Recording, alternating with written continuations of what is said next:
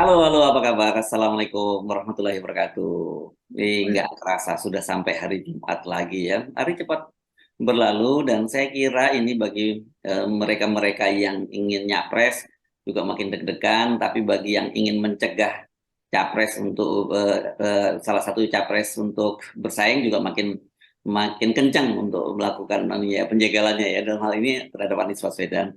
Kemarin Anies Mhm. Baswedan yang Mbak Agi kan sudah bertemu selama 3,5 jam katanya di Pacitan dengan Pak SBY. SBY gitu, dan kemudian dan Demokrat sekarang ini memang tengah diguncang oleh berbagai gosip itu yang menyampaikan sendiri Pak Jokowi gitu ya, bahwa sebenarnya Demokrat itu diam-diam sering ketemu dan malam hari lagi dengan Pak Jokowi. Yang ngomong Pak Jokowi loh ya, bukan hanya Demokrat, artinya oposisi juga sering bertemu termasuk PKS. Saya kira Mhm. ini kan bagian dari operasi terakhir, saya kira, belum belum terakhir saya kira. Ini operasi tetap untuk melemahkan koalisi pendukung Mhm. pendukung Anies Baswedan, dan saya kira ini bisa mengarah pada pecah belah gitu ya, karena sebenarnya Pak Istana menyatakan bahwa ini sebenarnya mereka di belakang kalian main-main juga loh Demokrat itu kan gitu ya Mbak ya. Betul, betul, betul sekali Mas Ersu. Jadi kesannya ini adalah seperti kucing-kucingan, karena sangat jelas-jelas sekali pada pertemuan ini kan dinyatakan Pak Jokowi pada saat pertemuan Pak Jokowi mengundang para pemimpin redaksi media massa begitu pada hari Senin tanggal 29 Mei yang lalu begitu. Dan kemudian ternyata salah satunya selama ini kan yang terungkap adalah soal cawe-cawe apa dan sebagainya yang lebih ramai ya Mas Ersu. Tapi ternyata ini ada tulisan menarik yang ditulis sendiri oleh pemimpin redaksi CNN Indonesia dan juga CNN Indonesia TV gitu, dan CNN Online atau yang kita selama ini kenal sebagai CNN.com, yaitu Titin Rosmasari. Jadi tepat pada tanggal 29 Mei itu malam harinya dia langsung menulis dengan judul Jokowi ungkap sering undang Demokrat dan PKS ke istana. Nah, ini menarik banget Mas Hersu karena memang selama ini kan Pak ini sambungannya adalah ketika Pak Jokowi mengundang 6 partai koalisi atau 5 partai koalisi ya pada waktu itu, 6 partai koalisi ya ke istana eh, tanpa Nasdem. Nah, ketika itu kan kemudian banyak yang menanyakan juga Pak Jokowi tidak adil begitu karena yang diundang itu hanya koalisi dari rezim saja, dari pemerintah saja. Nah, ini salah satunya jawabannya adalah seperti ini bahwa tidak ada partai yang tidak pernah Pak Jokowi undang ke istana, tapi semuanya itu semua partai itu pernah semuanya ke istana begitu. Jadi tepatnya kayak gini deh dia ngomongnya. Demokrat sering ke istana, PKS juga ke istana, tetapi maunya malam. Nah, ini yang memicu Mas Irsu, kalimat Pak Jokowi ini yang memicu. Dia juga menyebutkan bahwa undangan ke Partai Nasdem juga sering diajak ke istana. Tapi kalimatnya juga menarik ini. Pak Surya Paloh juga sering ke istana, tapi dulu dia bilang begitu. Itu sih nggak usah diomongin. Tapi kalau soal PKS dan Demokrat ini kan menarik yang disampaikan oleh Pak Jokowi, dan kita kan mau nggak mau ini kita lagi mikir apakah ini ini serangan ini dari sisi Pak Jokowinya ya, belum ngomong soal dari serangan dari sisi hukum ya, karena legal formalnya masih terus, apakah ini serangan politis dari Pak Jokowi yang jurus pamungkasnya gitu, karena kan sebelumnya kita tahu lah Pak Jokowi itu kan mengirim ketua umum partai koalisi untuk merayu Demokrat bergabung begitu ya Mbak ya, yang kasat mata tentu saja pertemuan dengan Erlangga Hartarto dan juga Caimin gitu, dan yang sangat terbuka mengakui bahwa ya dia memang ingin mengajak berkoalisi itu kan Caimin gitu ya, Ya, yang itu ya. menyebutkan bahwa imannya kuat gitu. Kalau Erlangga Hartarto normatif, memang gayanya beda lah antara Pak Erlangga dengan Caimin. Kalau Caimin ini lucu dan dia suka belak-belakan gitu ya. Terakhir kan yang kemarin Pak Caimin ngomong, iya pertemuan Kaisang dengan Pak Prabowo itu memang menawari Kaisang untuk jadi calon wakil presiden kan gitu ya. Jadi pokoknya asik nih Betul. gaya Caimin. Nah, balik lagi ke tadi, saya kira itu memang ada Mhm. tawaran-tawaran ya Mbak ya yang kemudian dibuka oleh oleh Demokrat akhirnya, karena Demokrat ini merasa wah ini diserang nih Pak, wah ini gua dipecah belah, diadu domba nih oleh Pak Jokowi kan Iya, begitu ya. Jadi dia iya, nah untuk dikonfrontir saja gitu ya Mbak ya. Betul, betul. Jadi ini kemudian setelah adanya ini rame Mas Hersu, memang setelah CNN itu mengungkap tentang hal itu, kemudian saya lihat juga cek di media-media lain ini menjadi rame begitu ya, antara lain di merdeka.com begitu juga dengan pokoknya banyak sekali media yang kemudian mengungkap ini dan ada jawaban. Kemudian ternyata sekjen dari Demokrat itu Teguh Rifki Harsya ya. Ya, Teguh Rizky Harsya itu terus kemudian mengkonfirmasi kepada AHY maupun kepada Pak SBY sebagai Ketua Majelis Tinggi Partai Demokrat. Dan kemudian dia merangkum itu dan dia menyatakannya kepada apa namanya sebagai sanggahan atau bantahan. Dan seiring dengan itu dari sejak tanggal 29 sampai dengan tanggal 1 Juni kemarin ini ramai sekali di media sosial, terjadi bantah-bantahan ya termasuk dibully juga karena kan belum ada jawaban dari Demokrat dan mereka percaya bahwa pernyataan Pak Jokowi tersebut walaupun hanya selintas, hanya berupa 1-2 kalimat, tapi itu kan menohok sekali bahwa seolah-olah terjadi kucing-kucingan dan Demokrat hanya mau bertemu dengan Pak Jokowi pada malam hari. Nah, pernyataan sekarang sanggahan dari Teguh Rifki Harsya ini menarik sekali Mas Hersu, karena ternyata kita bacakan saja ya ini timelinenya. Jadi Pak SBY dalam waktu 3,5 tahun, kalau dalam waktu 3,5 tahun ini artinya adalah sejak pelantikan Pak Jokowi ya. Dia menghitungnya demikian. Bukan sejak Pak Jokowi terpilih pada bulan April dan Mei pada tahun 2019, tapi sesudah dilantik kan dia dilantik pada tanggal 20 Oktober 2019. Kalau seandainya sekarang sampai bulan Mei Juni begitu 2023 artinya 3,5 tahun itu. Nah, dia mengatakan bahwa Pak SBY dalam waktu 3,5 tahun tercatat 3 kali bertemu dengan Presiden Joko Widodo. Nah, kita lihat. Pertama terjadi itu pada tanggal 10 Oktober 2019 di Istana Merdeka. Itu terjadi siang hari. Pertemuan itu atas inisiatif dan undangan Presiden Joko Widodo. Nah, ini tanggal 10 Oktober, ini 10 hari sebelum pelantikan Pak Jokowi pada tanggal 20. Jadi rupanya memang Pak SBY ini memang ingin membagikan pengalaman. Ini seperti halnya pada waktu tahun 2017. Mas Heru masih ingat yang Pak SBY pada waktu itu ingin bertemu dengan Pak Jokowi, tapi apa namanya tidak mendapatkan kesempatan. Jadi kata Pak SBY ada yang menghalang-halangi di lingkarannya Pak Jokowi. Kemudian akhirnya pada waktu Pak SBY akhirnya bertemu, itu kemudian ada acara jamuan minum teh yang terkenal itu di beranda Istana Merdeka itu pada tahun 2017. Nah, ini yang disebutkan adalah pertama kali yang dihitung itu pertama tanggal 10 Oktober 2019. Kemudian pertemuan kedua ini menarik yang dikatakan malam hari itu terjadinya di mana? Pertemuan kedua yaitu pada saat Pak SBY menghadiri pernikahan putra bungsu Pak Jokowi yaitu Kaisang di Solo. Nah, ini kan bukan pertemuan bilateral, artinya bukan pertemuan dua tokoh begitu kan. Ini adalah pertemuan dalam rangka menghadiri undangan pernikahan dari putra Pak Jokowi dan saya ingat Mas Hersu pada saat pernikahan Kaisang itu memang ada bahkan selama 2 hari itu ada siang hari, ada malam hari, ada siang hari, ada malam hari.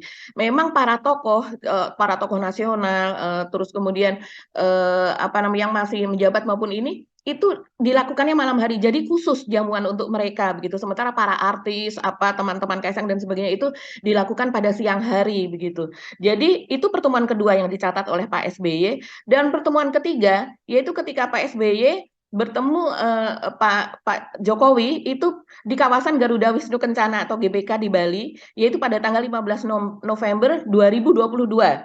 Jadi sekitar setengah tahun yang lalu itu terjadinya pada malam hari juga karena itu adalah undangan untuk menghadiri gala dinner G20. Yang kita ingat Mas Hersu fotonya adalah Pak SBY ditempatkan satu meja bersama dengan Ibu Mega, Pak Yusuf Kala dan sebagainya begitu kan. Memang para mantan presiden dan wakil presiden. Jadi artinya juga sebetulnya bukan pertemuan secara spesifik di mana mereka melakukan pertemuan seperti dikatakan inginnya malam hari begitu kan kalimat Pak Jokowi tadi apa Demokrat dan PKS itu pun juga sering diundang begitu ya ke istana dan maunya malam hari. Nah, ini ternyata kalau menurut keterangan dari pihak Demokrat ini tidak seperti yang dipersepsikan, seperti yang ada di netizen kemudian Pak SBY dibully, wah maunya kucing-kucingan begitu ya. Dan ini klarifikasi dari SBY bahwa dia 3 kali bertemu atau bertemu dengan Pak Jokowi. Nah, Ketiga pertemuan itu adalah inisiatifnya datang dari Pak Jokowi menurut Demokrat, bukan atas inisiatif dari Pak SBY, karena undangan pernikahan, undangan ke G20 itu kan tentunya itu dari istana begitu. Kemudian selama 3,5 tahun terakhir ini pula AHY atau Pak Agus gitu Ketua Umum Partai Demokrat hanya pernah satu kali bertemu Jokowi, yaitu pada tanggal 9 Maret 2021 atau sekitar 2 tahun lalu. Dan menariknya, ini atas permintaan pihak istana dan tempat yang dipilih adalah Istana Bogor dan waktu yang ditentukan oleh Pak Jokowi adalah malam hari. Jadi bukan AHY yang meminta malam hari, jadi Pak Jokowi katanya yang menentukan malam hari. Jadi waktu pertemuan yang malam hari itu juga bukan atas permintaan Ketua Umum Partai Demokrat AHY, kata Rifki ya. Namun sebagaimana sikap Bapak SBY yang menghormati Presiden Joko Widodo sebagai kepala negara, dia mengatakan seperti itu. Kenapa dia mengatakan seperti itu? Karena pihak istana sebelumnya menginginkan Pak SBY yang datang. Ini dalam rangka kalau kita melihat timelinenya pada bulan Maret 2021 itu ketika kisruh pengambil alihan atau terjadinya KLB dari Pak Muldoko di Medan. Jadi kisruh rencana pengambil alihan Partai Demokrat secara ilegal begitu. Nah, tapi Pak SBY mengatakan bahwa sebaiknya yang datang itu adalah ketua umum partai, yaitu Agus Harimurti Yudhoyono. Nah, akhirnya ditentukanlah pada tanggal 9 Maret itu malam hari di Istana Bogor, di mana Pak Jokowi ditemani oleh Pratikno, Mensesnek begitu. Dan ternyata di situ Pak Jokowi menyatakan bahwa dirinya tidak tahu menahu tentang rencana pengambil alihan atau gerakan dari Pak Muldoko ini untuk mengambil alih Partai Demokrat. Disitulah klarifikasinya. Tapi ini memang tidak diumumkan secara resmi pada waktu itu, kan kita sampai sekarang juga tidak tahu bahwa ternyata Pak Jokowi itu pernah mengklarifikasi hal itu tentang gerakan dari Pak Muldoko, Mas Hersu. Jadi setelah itu baru kemudian belakangan ada PK ini kan itu menjadi kemudian rame lagi gitu. Jadi rentetannya seperti itu. Nah, satu lagi Mas Hersu, kalau seandainya ini bisa digoreng lagi ya, ini kan 3,5 tahun yang dimasukkan Demokrat. Kalau saya melihat catatan ke belakang sebelumnya, itu memang AHY pernah bertemu pada bulan Mei tahun 2019, yaitu pada saat rangkaian pemilu ini ya, kan ketika itu pemilunya memang sangat luar biasa begitu ya, antara posisi kubu oposisi dan dengan kubu Pak Jokowi begitu dengan kubu incumbent. Nah, pada waktu itu dalam 1 bulan saja itu AHY bertemu 2 kali. Jadi ceritanya pemilihan itu kan atau pilpres pencoblosan pada tanggal 17 April Mas Hersu. Dan kemudian pada bulan Mei itu AHY bertemu dengan Pak Jokowi, tapi itu siang hari begitu sesudah pencoblosan. Nah, rupanya pengumuman dari KPU itu adalah tanggal 21 Mei. Pengumuman tentang rekapitulasi siapa yang menang dan siapa yang kalah begitu ya. Nah, pada saat itu ketika diumumkan pada tanggal 21 Mei itu juga lah Pak SBY itu menelpon Pak Jokowi dan kemudian mengucapkan selamat. Nah, esoknya dia mengutus AHY tentunya atas persetujuan juga dari Pak Jokowi. Saya tidak tahu apakah itu juga undangan Pak Jokowi untuk bertemu dengan Pak Jokowi di Istana Merdeka untuk mengucapkan selamat begitu. Dan sambil AHY mengatakan bahwa Pak SBY ingin berbagi pengalaman kepada Pak Jokowi tentang masa pemerintahannya. Dan akhirnya ternyata sambungan berikutnya ya terjadi pada tanggal 10 Oktober itu tadi yang disebutkan sebagai pertemuan pertama menjelang Pak Jokowi dilantik. Itu kronologisnya. Ya, oke. Ini secara kronologisnya clear dan kemudian isinya juga dibuka oleh Demokrat. Tentu menarik karena Demokrat bersedia untuk dikonfrontasi gitu ya dengan Pak Jokowi. Tapi Ya. kita melihatnya ini jelas ini bagian dari rangkaian untuk melemahkan koalisi Anies Baswedan lah gitu kok. Ya kan karena bagaimana seperti saya sebut tadi usaha berbagai macam cara itu kan terus dilakukan. Betul. Secara hukum, secara politik dan secara hukum gitu. Saya selalu menyebutkan bahwa manuver secara politik itu manuver yang paling halus gitu ya. Kenapa? Karena kan tidak bisa disalahkan dan kalau kemudian salah satu partai politik itu menarik diri karena ini berkaitan dengan presidensial threshold persen kan kalau di antara salah satu apakah Nasdem atau Demokrat bahkan atau PKS yang menarik diri itu kan partai koalisi itu nggak bisa mengusung lagi ya. Betul. Mengusung calon presiden. Nah, rupanya mereka tetap gerilya terus kan begitu ya. Nasdem dengan berbagai tekanan termasuk Johnny G. Plate ternyata nggak bisa ditekan gitu. Bahkan kemarin tanggal 26 Mei ya Pak Surya Paloh mengumpulkan para petinggi Partai Koalisi Perubahan untuk Persatuan itu di Pulau tiba-tiba saya lupa namanya, saya tak pernah kok. Kaliage. Kaliage ya, saya pernah sekali ke sana, saya tahu jadi lokasinya. Nah, Kaliage itu di situ itu menunjukkan betapa Pak Surya Paloh berkeras gitu ya, meskipun dia ada dengan segala macam risiko dihadapi lah gitu. Nah, dengan Demokrat juga kelihatannya mentok gitu ya, dan sekarang berbagai pendekatan juga mentok. Jadi ya menurut saya sekarang tinggal opsinya hukum, dan itulah yang saya kira kemudian disebut oleh Profesor Denny Indrayana tentang upaya itu. Jadi sekarang tinggal operasi hukum. Operasi hukumnya tinggal dua sekarang yang opsinya tersisa. Satu lewat Formula E, yang kedua lewat operasi hukum di Mahkamah Agung gitu ya. Dan ini memang agak ngeri-ngeri sedap. Ini bahkan ini sebenarnya Pak Mahfud MD sendiri yang bagian dari pemerintah juga mempertanyakan ketika ada ada sekretaris Mahkamah Agung biasanya yang sudah dijadikan tersangka itu kok tidak ditahan, kan begitu. Ini aneh gitu ya, KPK melakukan semacam itu. Semua penyidik KPK juga menyatakan aneh. Dan itu baru pertama kalinya, karena biasanya begitu langsung diikuti Ya, dengan penahanan. padahal kan mereka juga punya pengalaman yang buruk dengan sekretaris Mahkamah Agung yang sebelumnya Pak Nur Hadi yang sudah jadi tersangka dan buron kan gitu ya, sampai baru menangkap. Apa mereka nggak, kan itu kan selalu jadi gini. Kalau ditahan atau tidaknya seorang tersangka itu tergantung subjektivitas dari penyidik kan begitu ya sebetulnya. Satu, dikhawatirkan melarikan diri, menghilangkan barang bukti. Yang ketiga, mengulangi lagi perbuatannya. Begitu di KUHP-nya. Tapi ini dia KPK punya pengalaman dengan Pak Nur Hadi yang sempat kabur bersama menantunya sampai lama itu baru bisa ditangkap. Masa kasus serupa dia nggak mengantisipasi gitu, dan cukup alasan subjektif dari penyidik di KPK untuk menahan, nggak ditahan.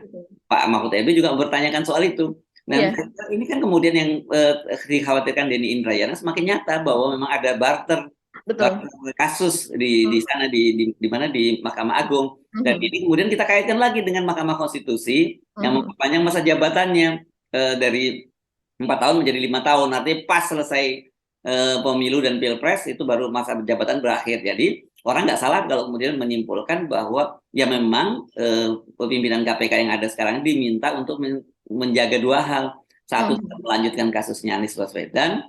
Yang kedua adalah tadi menyandra baik para ketua umum partai politik maupun lembaga-lembaga hukum supaya mau bekerja sama untuk menggagalkan pencapresan itu. Dan kalau lihat begini saya jadi khawatir juga bahwa apa yang dilakukan oleh Pak Muldoko itu betul-betul nanti meskipun kita selalu ngomong nggak mau dari pertimbangan hukum apapun, itu sebenarnya nggak ada dasarnya Pak Muldoko menang itu ya, menang di Mahkamah Agung. Tapi dengan situasi sekarang ya kita akan lihat itu opsi yang terakhir, dan itu opsi yang paling mungkin Mbak dilakukan. Saya selalu menyebut bahwa kalau Anies Baswedan dijadikan tersangka oleh KPK kan masih bisa di-challenge dengan pra-peradilan gitu ya. Dan kemudian kalau toh misalnya masuk pengadilan kan belum inkrah gitu ya. Inkrah dia masih tetap bisa mencalonkan diri, dan kalau udah mencalonkan diri dan dia terpilih jadi presiden itu berantakan juga kan. Nggak mungkin kemudian KPK berani mentersangkakan atau pengadilan kemudian menjatuhkan vonis terhadap seorang presiden terpilih. Itu bisa jadi krisis konstitusional dan juga kekacauan gitu. Tapi kalau Pak Muldoko begitu peninjauan kembali dari Mahkamah Agung, ya udah selesai, nggak bisa lagi di-challenge. Jadi Pak Muldoko kemudian mengajukan pengesahan kepengurusan ke Kemenkumham, yang saya duga ini mungkin akan segera dimuluskan karena Ibu Megawati dan Pak Jokowi punya kepentingan yang sama dalam soal ini, kan gitu kan. Ini Menteri Hukum dan HAM ini kan kader partainya Ibu Megawati kan gitu. Dan dia tinggal setelah resmi dari Mahkamah dari Kemenkumham, dia tinggal tarik pencalonan Anies Baswedan dari Demokrat. Berantakan, itu selesai di situ. Jadi ini sangat serius gitu. Sekali lagi jangan dianggap apa yang diputuskan sistem proporsional terbuka tertutup itu hal yang tidak ada bahayanya kok, negara nggak akan bubar. Bukan soal proporsional terbuka dan tertutupnya, tetapi tendensi bahwa Mahkamah Konstitusi bermain politik itu yang sebenarnya bikin kita serem kan gitu. Iya, betul sekali Mas Versu. Jadi ini memang operasional secara hukum begitu ya.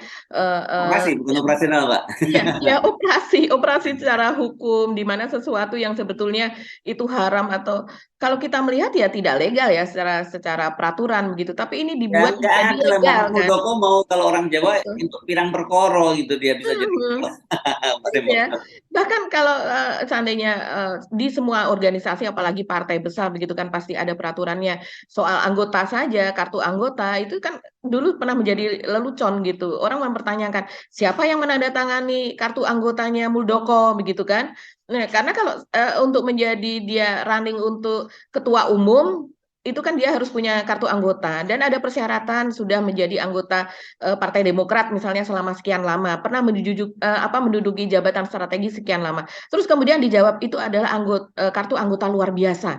Jadi tidak perlu ada tanda tangannya SBY. Jadi ini memang segala macam cara dan jawaban itu bisa dibuat begitu Mas Hersu. Dan operasi terhadap AHY ini memang luar biasa. Kemarin saya lihat itu ada di kanalnya Mas Bambang Wijoyanto ya, di mana Pak Sudirman Said sebagai jubir dari Anies dan juga sebagai anggota tim 8, tim kecil di Koalisi Perubahan, itu menceritakan bagaimana bagaimana AHY ini diiming-imingi demikian banyak Mas Hersu opsi agar dia meninggalkan Koalisi Perubahan itu tadi, supaya Anies tidak bisa nyalon gitu kan, tidak bisa nyapres gitu. Jadi beberapa opsi begitu yang ditawarkan kepada Agus Harimurti yaitu adalah kalau seandainya dia mau bergabung dengan partai lain atau koalisi lain, maka dia akan dipastikan mendapatkan jabatan menteri, posisi menteri nanti ketika terpilih Pak eh, dia dari pihak rezim yang didukung rezim terpilih menjadi presiden. Nah, yang kedua adalah dia diiming-imingi untuk menjadi cawapres gitu.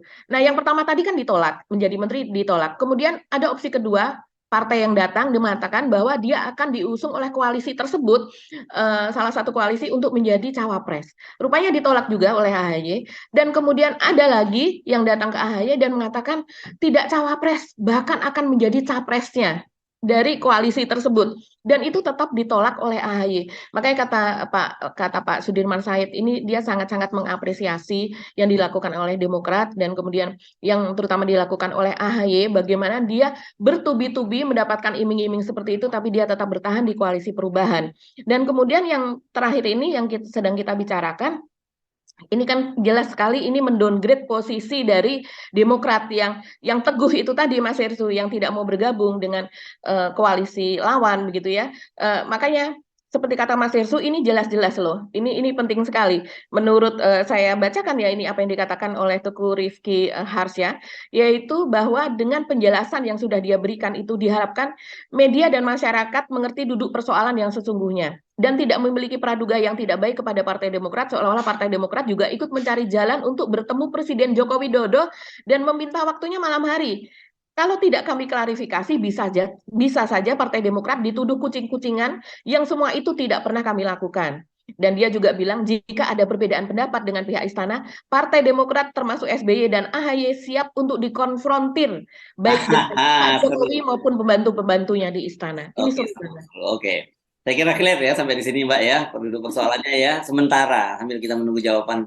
Kita ini Iya. menarik ya bahwa Pak Jokowi sendiri yang langsung terlibat dalam operasi ini ya dengan pernyataan Iya. tadi ya Pak. Yang meskipun kesannya sambil lalu ngomong pada pimpinan pers, pimpinan media, tapi kan sebenarnya dia ingin menyampaikan pesan kepada publik. Kita tahu lah ada insinuasi di situ gitu ya. Iya. Nah, ini dan tapi ini belum selesai. Saya kira kalau opsi sekali lagi saya ingatkan kalau opsi politiknya gagal ya yang akan disiapkan adalah opsi hukum. Mari kita bicara yang lain tadi. Apa yang di luar itu yang menarik, Mbak? Mungkin kita Ini tidak soal, terlalu panjang deh ya. ya, ini soal ekspor kali ya, Oh, ekspor ekspor pasir pasir laut, ya? Mas. Ya, Ekspor ya, pasir laut. ya, ya. Iya, soal ekspor pasir laut ini ternyata kemudian ada pengakuan nih Mas Hersu dari Kadin DKI Jakarta begitu ya. Ketua umumnya itu mengatakan bahwa ternyata selama ini tanpa menunggu peraturan resmi dari Pak Jokowi begitu untuk izin untuk ekspor atau eksploitasi pasir laut tersebut, ternyata ekspor itu memang sudah dilakukan begitu. Jadi ini pun sebenarnya aturan ekspor ini pun juga begitu begitu ditandatangani aturan ekspornya itu langsung membludak tuh ekspor ke Singapura karena memang aturan ini dipastikan itu ada lobby dari pengusaha. Jadi ada dua Ya. kepentingan saya kira di satu sisi ya, kepentingan dari Singapura yang memang dia ingin memperluas terus wilayahnya Ya. dan dia kelabakan karena bukan hanya Indonesia tapi Malaysia juga sudah menghentikan ekspor pasirnya kan. Dan ini pada kalau di Indonesia sejak zaman Ibu Megawati ya tahun 2003. Nah, Betul. tapi sekarang diam-diam penyelundupan terjadi gitu. Ya. Jadi ya ekspor ini kepentingan Singapura ketemu dengan kepentingan pengusaha di dalam negeri. Sementara Pak Jokowi saya kira didesak oleh ke situasi darurat karena tidak ada yang masuk investasi ke IKN gitu. Dan inilah diimingi oleh para eksportir dan para peng-peng ada di sekitarnya Pak Jokowi bahwa dengan kalau buka keran ekspor ini bisa loh ada masuk dana pajak segala macam. Sementara kemudian Singapura bilang oke, kalau lu buka keran ekspor pasir, gua akan investasi lo di IKN gitu ya. Jadi ini ketemu Mbak kepentingannya di sini saya kira.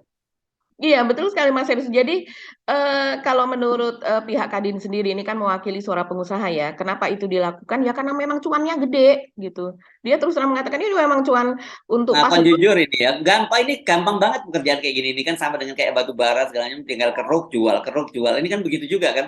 Jadi kalau ada alasan sedimentasi segala macam itu cuma dalih yang digunakan untuk justifikasi. Kemudian disebutkan bahwa impor ekspor itu hanya akan diizinkan setelah kebutuhan dalam negeri itu terpenuhi. Nah, di dalam negeri kan tidak ada kepentingan-kepentingan semacam itu, tidak ada reklamasi besar-besaran seperti di Teluk Jakarta gitu. Dan ya, kalau toh kemudian ada pun, saya kira harga di Singapura pasti lebih mahal. Itu nanti polanya sama dengan kayak kelapa sawit. Ya, gitu. Ada DMO kan istilahnya begitu ya, domestic market obligation. Jadi semua harus dipenuhi dulu kebutuhan dalam negerinya baru boleh dijual. Nah, kalau kebutuhan dalam negerinya nggak ada, atau kalau ada cuma sedikit, ya pasti mayoritas dikirim ke Singapura. Kita tahu lah main-main akal-akalan semacam ini gitu ya. Iya, betul sekali Mas Yes. Jadi soal ekspor pasir laut ini sendiri selain juga cuannya besar begitu kan, dan ini memang sistem pengawasan dari pemerintah itu kan juga lemah. Di mana-mana pemerintah itu seringkali membuat peraturan begitu Mas Hersu, tapi untuk pengawasannya kemudian itu bermasalah begitu. Apalagi ini nun jauh di sana begitu, bisa saja itu kong kali kong dengan para pelindung begitu ya, dalam tanda kutip. Para pelindung ini kan bisa siapa saja, bisa dari aparat, bisa dari pemerintahan setempat di level tertentu begitu kan. Nah, sehingga ini kok bisa yang namanya ekspor begitu itu kan perlu ada kapal tangki besar apa dan sebagainya begitu kan. Dan beroperasinya itu bisa berhari-hari dan itu kasat mata begitu. Dan nelayan di sana pun pasti bersuara, saya rasa biasanya demikian. Dan biasanya di tempat-tempat tertentu seperti ini yang pernah terjadi masalah, itu koneksi terhadap LSM itu juga kuat. Penduduk setempat itu sudah sudah mendapatkan studi literasi bagaimana mereka melindungi diri, bagaimana mereka membuat pengaduan apa dan sebagainya begitu ya. Jadi saya rasa mereka pun juga tidak tinggal diam, tapi memang ini memang belum terendus. Baru ketika Pak Jokowi kemarin pemerintah mengatakan bahwa akan ada ekspor pasir laut, barulah kemudian ini rame. Padahal operasinya itu sudah berlangsung. Nah, kalau seandainya kita mengutip apa yang dikatakan oleh Walhi dan juga oleh Greenpeace, mereka mengatakan bahwa alasan sedimentasi itu tadi, yang dimana bahwa ini terjadi sedimentasi yang sangat luas, besar-besaran, tebal dan sebagainya, sehingga mengganggu pelayaran. Ternyata itu selama ini tidak mengganggu pelayaran, Mas Irsu. Jadi kalau seandainya kita perhatikan, memang yang namanya kapal, apalagi kapal bertonase besar, begitu ya, itu kan memang memiliki lambung begitu, lambung yang lebar dan juga yang dalam begitu. Nah, biasanya pada bagian bawah lambung itu kan kalau terjadi sedimentasi yang sangat tebal begitu, maka akan terganggu begitu. Kalau seandainya dia menuju pelabuhan, maka dia akan terganggu sehingga harus terjadi pengurukan atau dilakukan pengurukan di sini. Tapi kan ini kalau menurut dari studi LSM belum perlu dilakukan pengurukan karena sedimentasi yang terjadi di tempat itu tidak mengganggu pelayaran begitu. Dan kemudian kita juga tahu memang di sana begitu ya, di dekat situ Singapura ini kan sedang membangun pelabuhan ya, namanya Tuas Port. Jadi pelabuhan Tuas ini yang kemudian sekarang sudah memasuki tahap ketiga dan juga akan memasuki tahap keempat, di mana kalau menurut data yang saya baca itu ada sekitar 1000 nextnya itu ada sekitar 1333 hektar begitu Mas Hersu. Ada juga yang mengatakan itu sampai 1400 hektar atau lebih begitu dari luas pelabuhan tersebut yang direncanakan. Dan kemudian ada 26 port atau 26 pelabuhan peti kemas besar-besar begitu ya. Kalau teman-teman auto record dapat mencarinya di Google bagaimana Tuas Port ini beroperasi. Jadi sekarang pun dia sudah beroperasi tapi dia selalu pelebaran-pelebaran begitu Mas Hersu. Nah, ini sangat panjang sekali karena kalau dari kita lihat Singapura bentuknya seperti itu tuh hampir di semua sisi itu dibangun. Jadi ada sekitar 26 kilometer dari pelabuhan tersebut yang akan beroperasi dan dapat menampung ribuan peti apa kontainer yang besar-besar itu. Jadi ini memang jangan dibayangkan bahwa ini oh masa sih dari pasir laut itu terus kemudian bagaimana apa namanya tahapannya sehingga dapat dijadikan pemukiman dan sebagainya. Enggak, ini tuh adalah untuk membangun pelabuhan tersebut ini adalah dalam rangka membangun ekonomi Singapura begitu. Nah, sementara di sana ekonominya terbangun, sementara di sini lingkungannya boncos. Kan kita melihatnya seperti itu. Itu dari sisi ekonomi saja, belum lagi kalau kita Mhm. bicara soal keamanan ya kan. Ya. Kan waktu Mhm. masih berlangsung itu ekspor pasir itu, bahkan termasuk sudah setelah dilarang oleh Ibu Megawati itu juga masih berjalan setelah tahun 2003 itu Mhm. sebenarnya.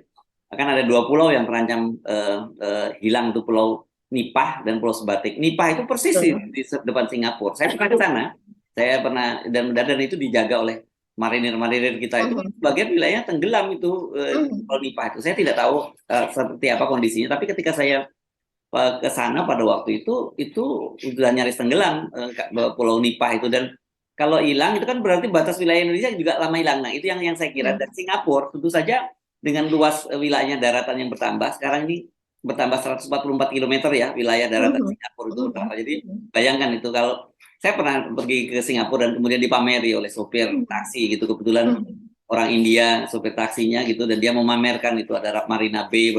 Saya bilang Mhm. ini tanah air saya ini yang kalian ambil dari Indonesia. Dan memang itu wilayah Indonesia, jadi tanah air kita di sana itu. Mhm. Mhm.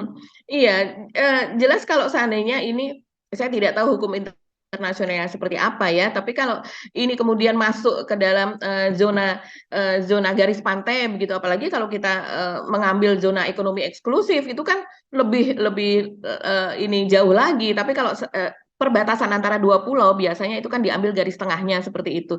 Nah, sekarang itu kan makin menyempit artinya apa daerah Singapura, daerah terluar dari pulau di Singapura semakin mendekati Indonesia dan artinya Ya. kita Sementara makin kita kedorong berkurang keluar gitu. karena Iya. bilang tadi pulau-pulau. Jadi jangan dianggap ini hanya sekedar persoalan dagang biasa. Ini ada persoalan kedaulatan, ada persoalan Mhm. masalah keamanan Indonesia dan Ya. sebagainya.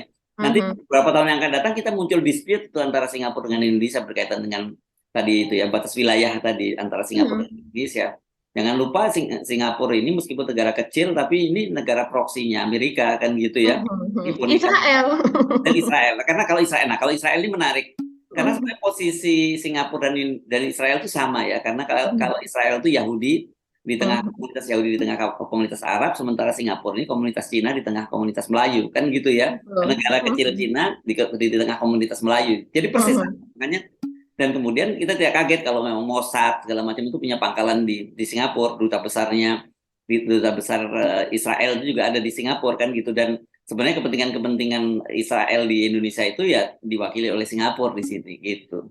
Jadi jangan sederhana gitu ya Mbak ya. Iya, Oke. betul sekali. Itulah kenapa kemudian Singapura memiliki persenjataan yang lengkap. Oh Semua iya, yang diuji coba, bahkan dia menginvestasikan dananya itu untuk uji coba yang ada di Israel. Kita bisa bisa lihat itu, banyak literasi tentang itu. Jadi banyak sekali uang Singapura itu yang ditanamkan di Israel untuk membuat agar Israel dapat melakukan penelitian tentang persenjataan. Bahkan yang anti apa Mas itu seperti dom gitu ya. Dom yang waktu itu rame ketika apa antara Palestina dengan Israel itu saling menyerang begitu kan. Jadi dom yang anti persenjataan atau anti serangan perisai untuk ya, semacam ya perisai ya. semacam perisai gitu yang untuk melindungi penduduk begitu sehingga roket-roket yang dihantam itu nanti akan mental, akan berbelok apa dan sebagainya. Itu adalah salah satu investasi Singapura terhadap penelitian di Israel dan biasanya apa yang terbaru dari yang dihasilkan oleh Israel itu langsung dikirim ke Singapura ya termasuk anti sebagainya itu anti roket, anti rudal apa dan sebagainya. Kita Dan, juga tahu dan alat-alat penyadapan, alat-alat termasuk penyadapan karena memang penyadapan. Israel ini adalah salah satu penghasil teknologi persenjataan yang canggih di dunia begitu ya. Dan Ya. kalau di sini kontrolnya ya Singapura gitu. Oke, lagi. Apakah masih ada yang ini atau kita mesti akhiri perbincangan kali ini? Ya, sepertinya itu cukup ya Mas Hersu ya. Oke. Saya jangan sampai kemudian kalau Pak Agi masih punya informasi saya tahan-tahan nih. Ada sebenarnya, tapi mungkin akan terlalu panjang ya. Kemarin yang rame-rame soal putranya Pak Rafael Alun itu ya, siapa sih, Mario Hmm. Dandi, yang Hmm. sebelumnya katanya dia bisa memasang dan melepas borgol sendiri, yang tadi Betul. bantah bahwa oh itu diedit, tapi kemudian akhirnya Kapoldanya mengakui dan minta maaf kan gitu ya. Ya, bagaimana dia tempatkan di penjara yang fasilitasnya mewah gitu, ada AC-nya dan sebagainya, dan tadi kan Mbak Agi cerita ini dia ditempatkan di tempat napi para koruptor, kan dia bukan koruptor kan, kan dia ini adalah pelaku tindak pidana biasa. Tapi kan saya jawab daripada Mbak Agi, dia memang pelaku pidana biasa tapi duit dia duit koruptor, duit korupsi, jadi ya sama gitu maksud di situ, sama-sama gedenya maksud saya gitu ya. Iya, itu kalau yang buat agak-agak ini ya, refresh saja begitu sedikit saja. Ini juga soal sekarang sedang rame juga itu hasil podcast apa namanya kutipan podcast dari Pak Mahfud itu di bukan sekretariat presiden tapi sekretariat kabinet di mana beberapa anggota kabinet itu sering podcast di situ begitu Mas itu dan ada hostnya. Dan di situ Pak Mahfud ini menyatakan bahwa Pak Jokowi itu tidak anti Islam loh gitu. Jadi pemerintah itu sama sekali tidak anti Islam. Sebagai buktinya, beliau menceritakan itu soal berbagai pengalamannya, pengalaman ibadah bersama Pak Jokowi. Jadi Pak Jokowi itu saking rajin sholat begitu ya. Terus kemudian juga bahkan bukan saking rajin sholat, tapi memang katanya Pak Jokowi ini memang selalu sholat dan itu tepat waktu. Bahkan pada forum internasional saja Pak Mahfud ini pernah menceritakan pengalamannya di mana Pak Jokowi tiba-tiba berdiri, Pak Jokowi itu duduk di depan Pak Mahfud, kemudian tiba-tiba berdiri dan Ibu Menlu Retno Marsudi itu menyuruh Pak Mahfud supaya mengisi kursi dari Pak Jokowi tadi. Ketika ditanya, loh kenapa gitu Pak Jokowi itu ada Pak Jokowi sedang akan sholat dulu begitu. Jadi Pak Mahfud ke depan. Nah itu dia merasa terkejut. Saya kaget dia mengatakan gitu. Pak Jokowi sampai segitunya begitu ya. Alhamdulillah ya. Dan Ya, sebenarnya ini bukan hal yang baru kok. Kita udah tahu sejak Pilpres dulu juga Pak Jokowi itu kan memang rajin sholat, bahkan jadi biasa jadi imam kan. Bukan jadi iya. imam, bukan imam, imam dalam negeri. Sampai di Afghanistan juga Pak Jokowi jadi imam Ya sholat. dengan ini Nah, ya. jadi Hmm. nggak baru itu Pak Mahfud kalau cerita yang itu ya. Ya, tapi kalau cerita ini seperti ini biasanya kesaksian tentang Pak Jokowi rajin sholat, bahkan kata Pak Mahfud, anggota kabinet itu semuanya itu pada puasa Senin Kamis dan sebagainya. Itu biasanya memang akan diucapkan atau menjadi hal yang biasa berkali-kali itu kalau seandainya menjelang Pilpres ya Mas Ya, Hersui. itu dia maksud saya. Oke, apalagi Pak Jokowi nggak mau mau nyalon lagi atau masih mau nyalon lagi ya, memperpanjang masa jabatannya. Begitu juga ketika Nyagup di DKI Jakarta. Jadi kita sudah hafal lah Apalah narasi semacam seperti itu. ini. Oke, bagi mari kita akhiri perbincangan kita. Sampai ketemu lagi ya pekan depan, dan Ya. saya Hersu Arif. Dan saya Agibeta, terima kasih atas perhatian Anda. Tetap salam 0%. Wassalamualaikum warahmatullahi wabarakatuh. Waalaikumsalam warahmatullahi wabarakatuh.